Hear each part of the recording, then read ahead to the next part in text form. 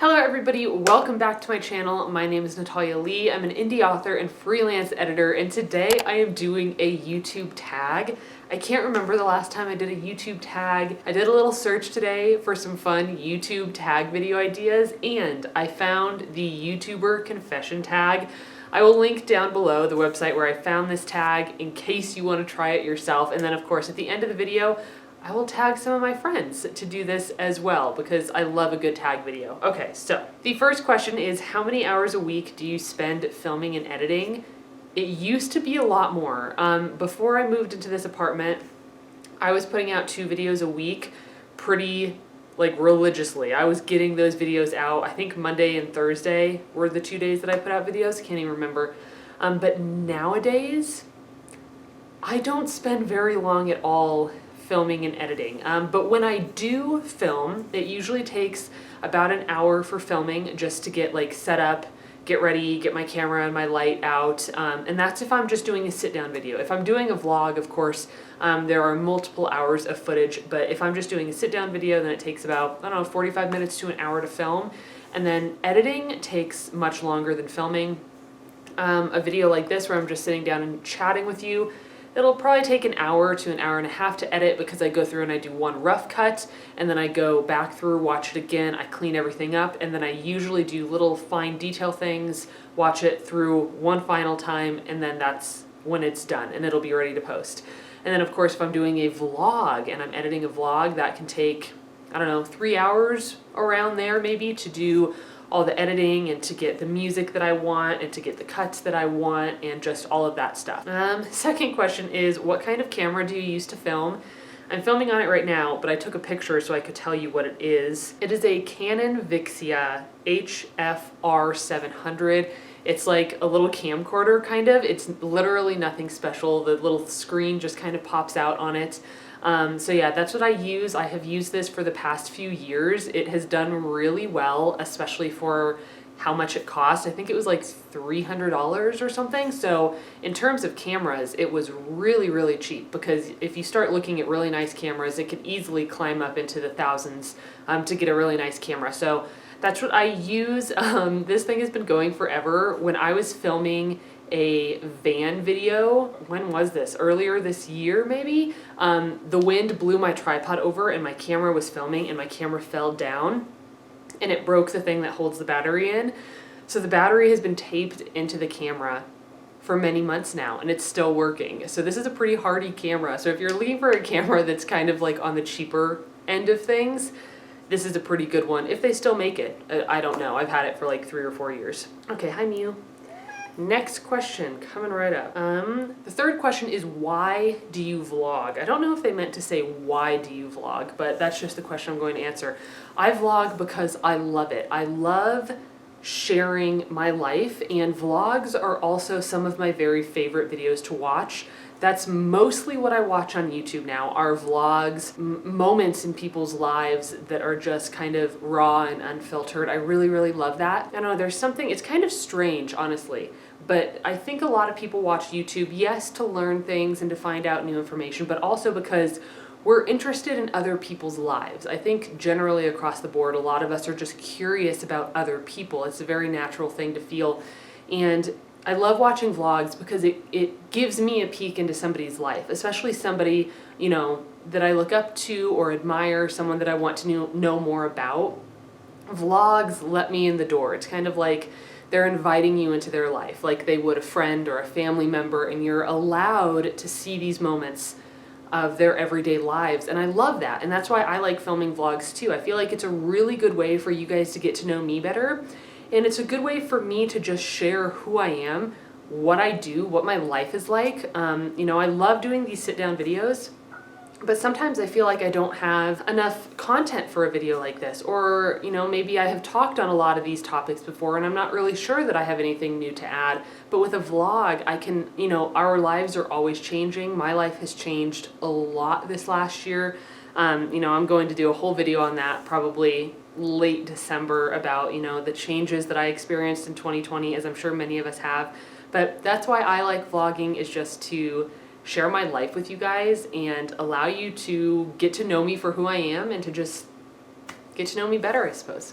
Question number 4, who are your favorite YouTubers? My favorite YouTubers, well, of course, there are a bunch of people in the AuthorTube community whose videos I love watching. I'm not going to list them out because I know when other people list out their favorite AuthorTubers and I'm not on the list, it hurts my feelings a little bit because I'm just sensitive in that way. So I'm not going to list out who my favorite AuthorTubers are because there are many of them and I don't want to forget anyone.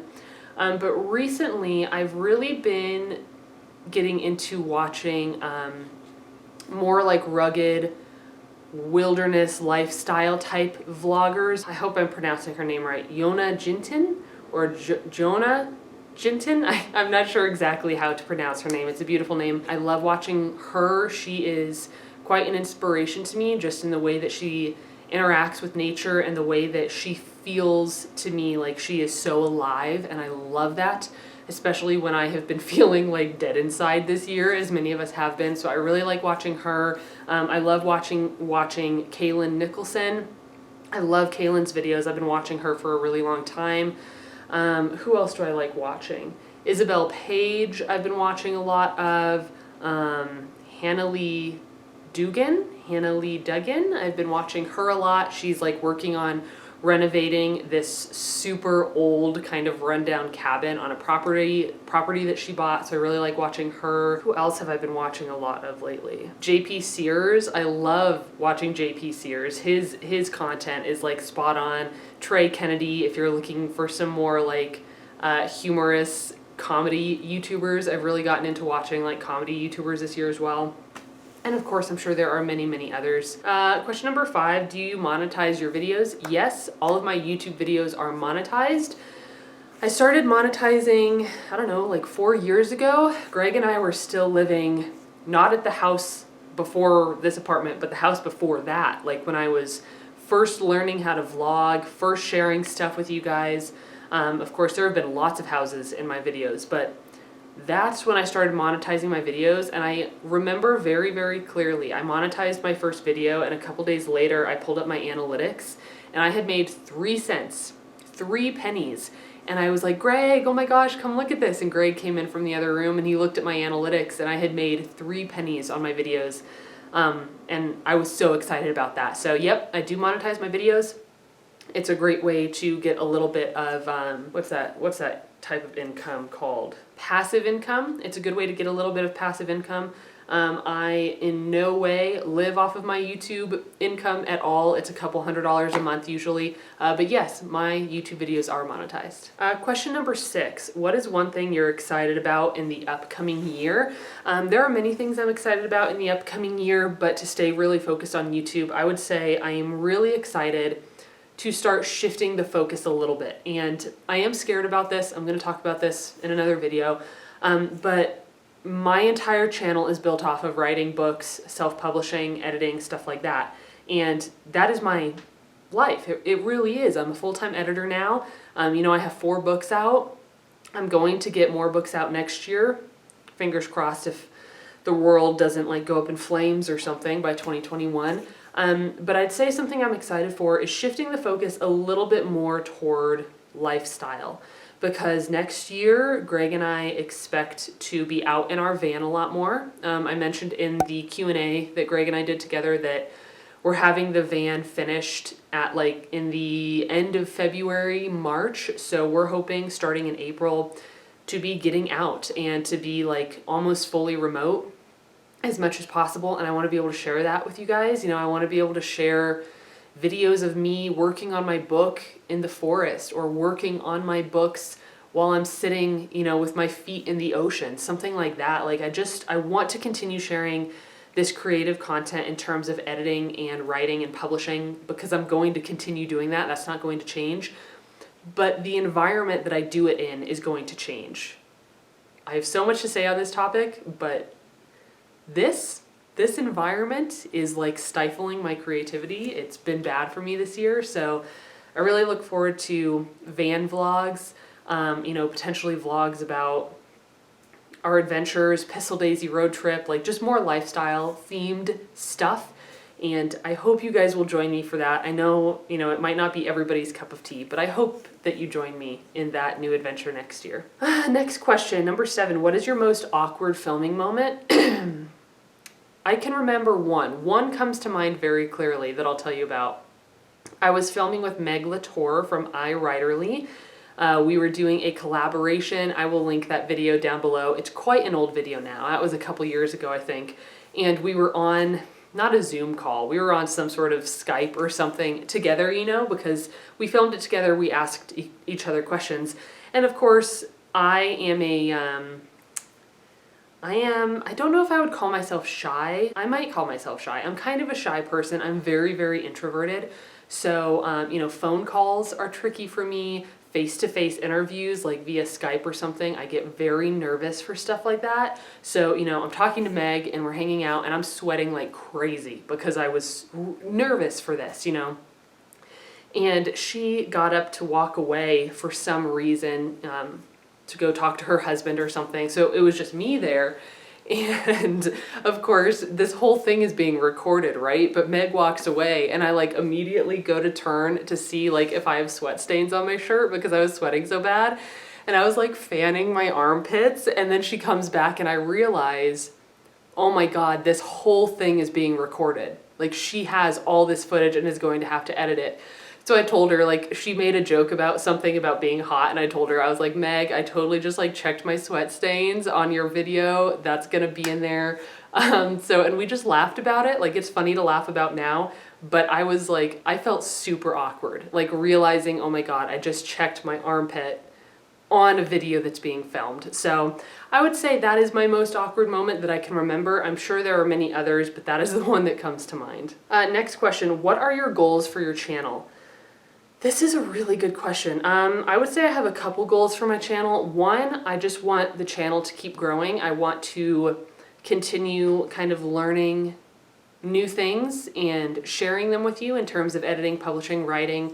I want to be able to reach more people who want to write books, but I also want to reach more people just in general with my content. And I think that's every YouTuber's goal, is just to continually grow. And then, if we want to get serious, I would also hope to make a little bit more passive income on my videos so that I can, maybe take one fewer editing client per month and make up for that income with monetization on YouTube.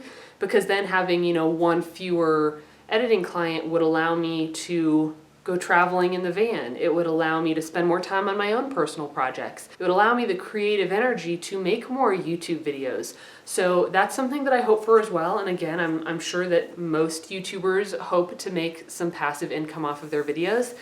And AuthorTube is a really hard one because, I look around sometimes at other genres, other niches on YouTube, and people can make 10 videos and suddenly they have 50,000 subscribers. But it's much more difficult on AuthorTube. This is a very small community in comparison with some larger communities. Very, very niche topics. And it is hard to grow on AuthorTube. I mean, I have been making videos for almost 5 years. January will be 5 years that I've been making videos, and I just hit 15K.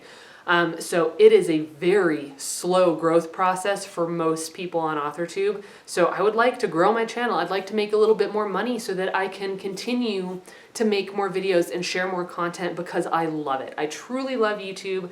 I love sharing stuff with you guys.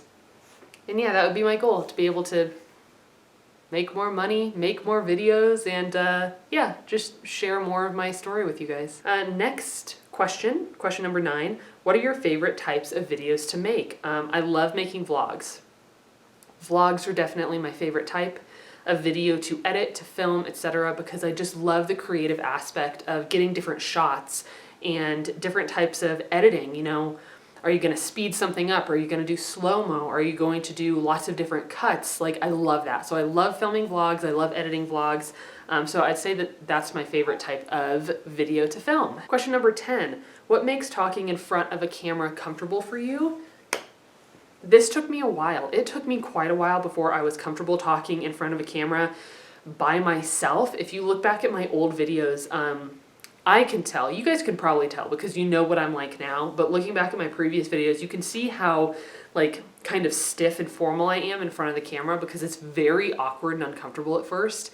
But the more you do it, you just get more and more comfortable with it. And I also think that, I don't know, I am a quiet and introverted person, so I can't talk to people in real life like this. So in a way, it's an outlet for me to communicate with you guys, even though nobody's here. So that makes it helpful for me as well. It's a way to communicate and share my ideas and my thoughts and my journey and my story without actually having to sit down in front of somebody and communicate those things to them, because I'm not nearly as good at that. Question 11, do you or will you allow your kids to be in your videos? This will apply to some other people who choose to do the tag, but it doesn't apply to me. I don't have kids, but so that one is not really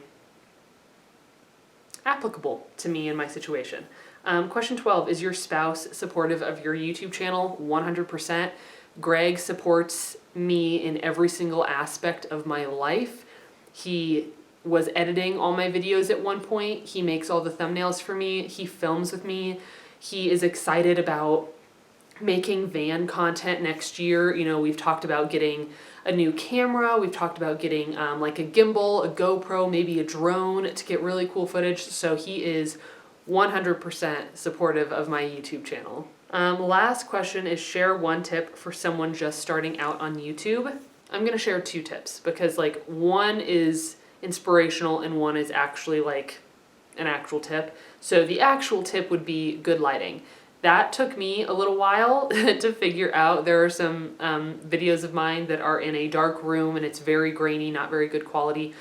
So good lighting is really, really important. Just sitting in front of an open window for natural light is wonderful. You don't want it directly on you because direct sunlight is really harsh and it'll wash you out. So kind of indirect sunlight in front of a window is perfect. So make sure you have good lighting.